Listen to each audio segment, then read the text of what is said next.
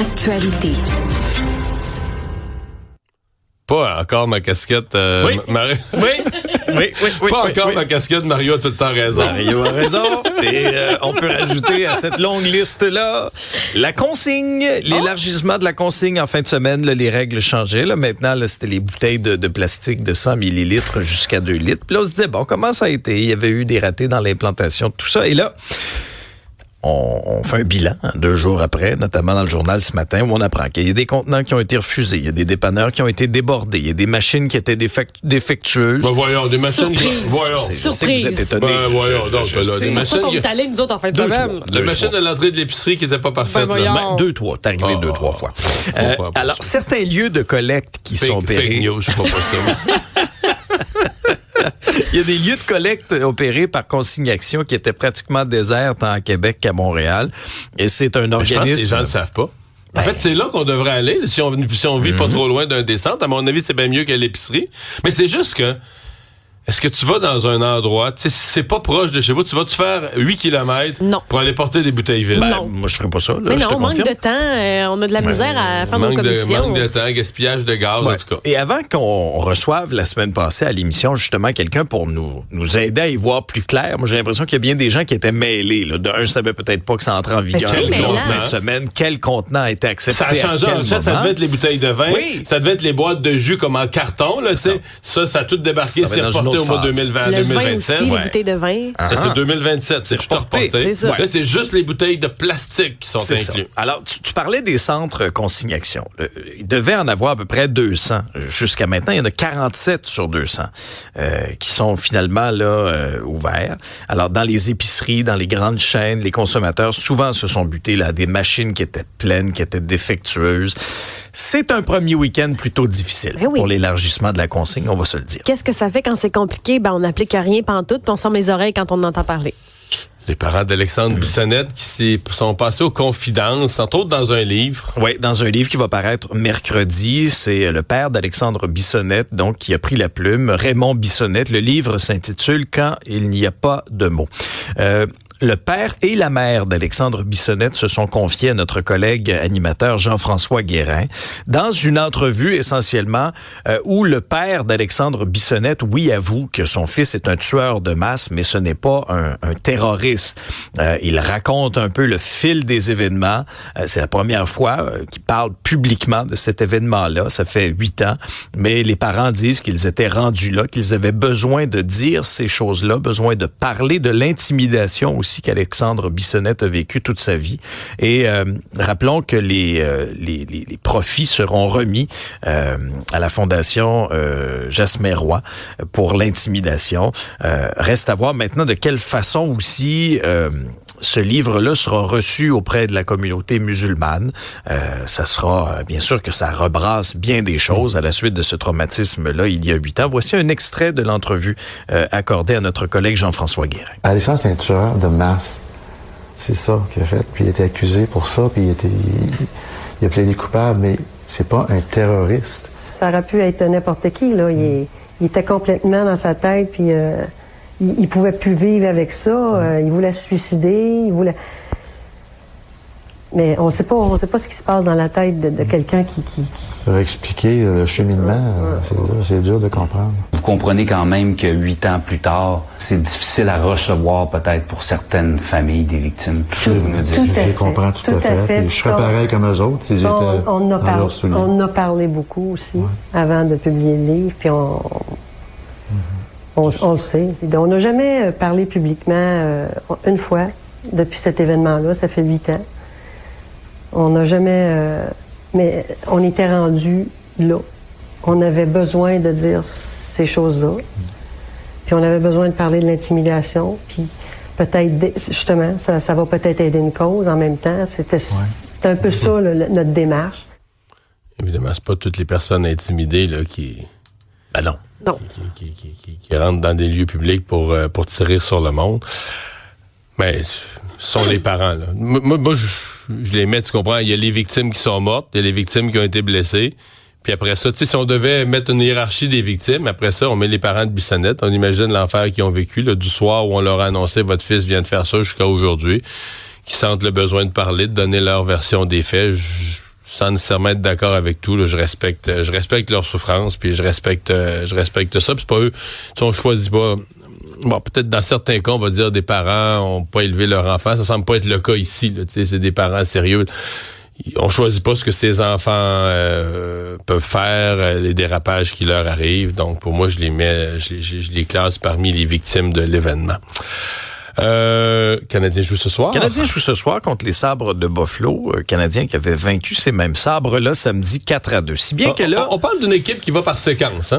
Oui, ça c'est clair. De la mi-décembre à mi-janvier, ils perdaient pas. De la mi-janvier à mi-février, ils gagnaient pas. Là, il y a la pause de la confrontation des nations. Et là, on a gagné 4 de suite. 4 de suite, on n'a pas fait ça effectivement depuis un bon bout de temps. Maintenant, quand on regarde le classement ce matin, là, bon, Détroit est 8e avec 66 points. Canadien est 12e avec 63 points. On est à 3 points d'une place en série. Mais dans un groupe de 6 équipes qui sont en dedans de 4 points. C'est extrêmement serré. La semaine qui s'en vient va être déterminante. Là, il y a le match d'aujourd'hui contre les Sabres. Il y a le match donc de jeudi contre les Oilers.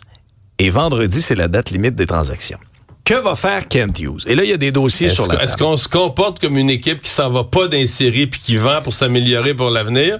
Ou on se comporte comme une équipe qui veut rentrer dans les séries? M'a dit que c'est toute une décision à prendre. Je comprends. Et là, il y a des noms qui circulent. Qu'est-ce qu'on fait avec David Savard? 34 ans, 848 matchs en saison régulière dans la Ligue nationale de hockey, 57 en série, une Coupe Stanley.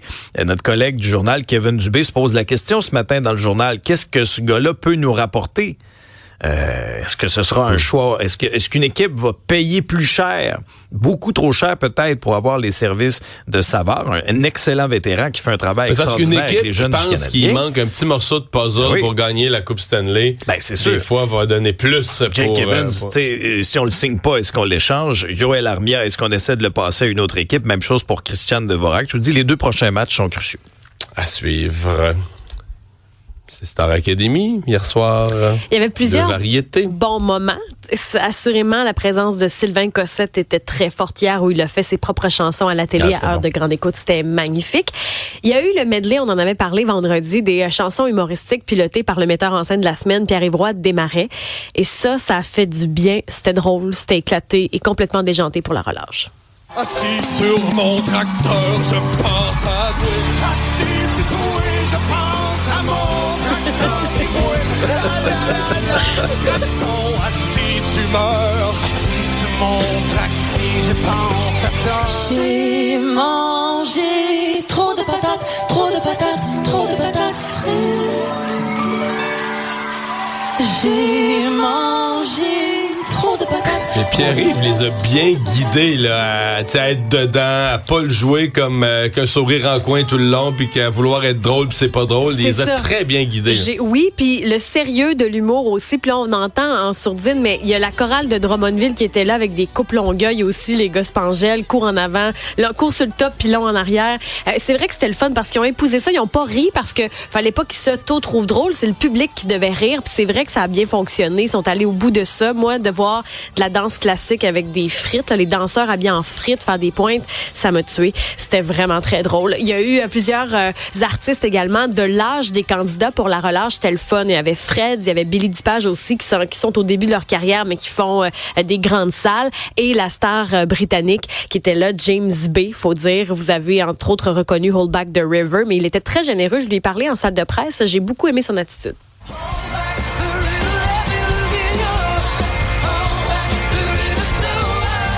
Maintenant, les 3 candidats qui étaient mis en danger, vous allez les entendre dans les prochaines secondes. Il y a Joël qui nous a proposé, comme dans le temps de Caïn, Marc-Antoine, True Color de Cyndi Lauper, et Maxime Dalma, I'm Still Standing d'Elton John. C'est lui qui, malheureusement, a dû quitter l'Académie. On va lui parler dans les prochaines secondes, mais voici les 3 prestations que vous avez peut-être manquées hier. C'est qu'on s'aime après quelques viages, je m'ennuie de nous deux, toi mon vieux. Comme dans le temps.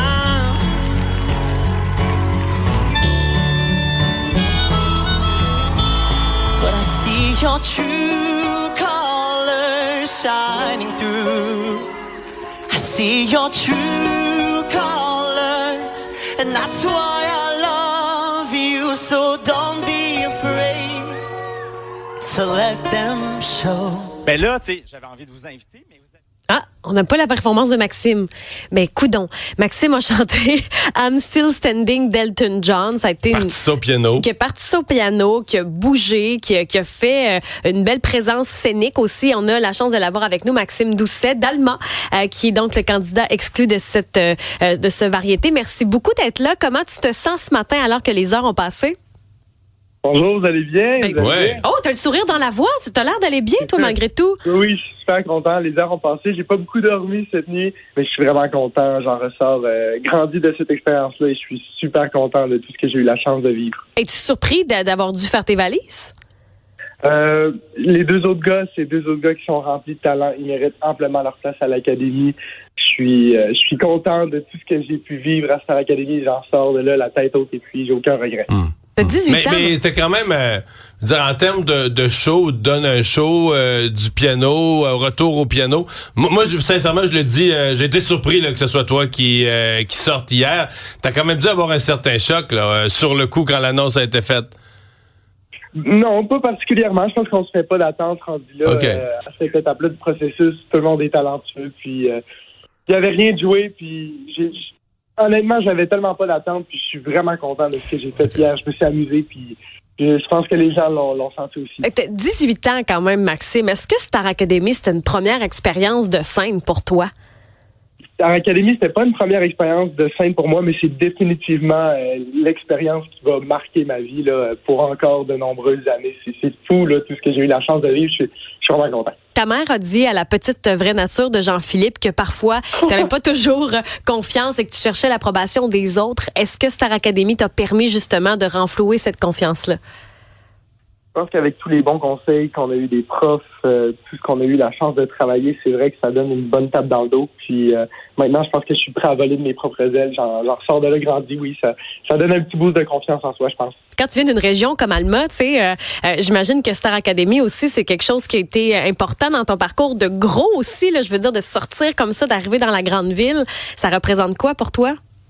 Ben c'est énorme pour moi, le petit gars de région d'arriver en ville puis de vivre ses rêves. T'sais, moi, j'écoutais Star Academy avec mes parents, les étoiles dans les yeux, j'avais la Starakmania dans les veines, puis là, ben, de me ramasser sur cette scène-là, t'as les étoiles dans les yeux, puis tu te pinces à tous les jours, puis c'est une chance qui arrive bien qu'une fois dans une vie, puis on la saisit à fond. Ben, bonne chance pour la suite, mon Jean. Merci beaucoup. Ben, Salut. On va la revoir jeudi. Il y a le lancement de l'album c'est en vrai, plus. dès cette semaine. Bien fait. Pas long à attendre. Merci. Merci, Maxime.